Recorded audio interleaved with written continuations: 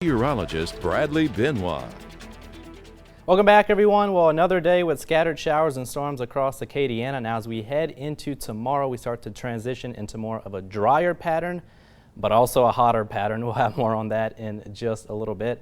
But first, taking a look at what we had gone across the area today. And we saw the storm start rolling in from the Gulf of Mexico earlier this morning, and then some of us picking up a break as we headed into midday. But then by this afternoon, another batch rolled on in, and the good news is these storms were rolling today, so flooding really wasn't an issue, and we're looking relatively good this evening. Still watching some isolated storms moving in from the Gulf into Vermilion Parish, but again, it looks like most of the activity should begin to die down through the rest of this evening.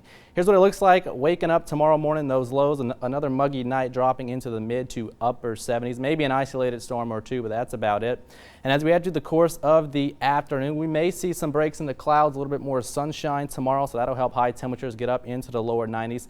And it'll keep about a 20% chance for isolated activity tomorrow afternoon. The upper disturbance that's been keeping us on the wet side the last couple of days is going to start to move out of here, so really any storm that gets going throughout the course of the day tomorrow should be driven by daytime heating.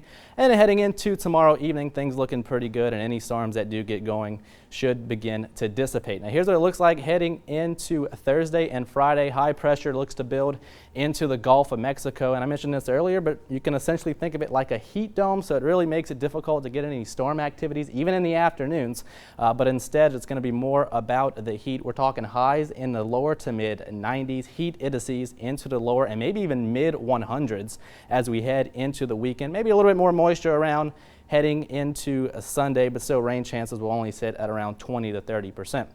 Quick look at the tropics. National Hurricane Center continuing to watch an area off the eastern seaboard here, giving it about a 40% chance to develop in the next 5 days or so. But again, it's going to be no threat to us here in Acadiana, and the rest of the tropics is quiet. And here's what it looks like the next several days. Again, that upper disturbance looks to move out as we head into tomorrow, so temperatures rebounding back into the lower 90s. And then for Thursday and Friday, that high pressure really looks to build in across the area.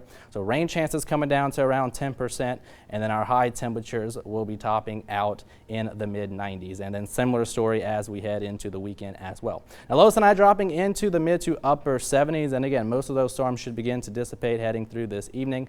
Highs tomorrow back into the lower 90s, and we'll keep about a 20% chance for isolated activity in our afternoon.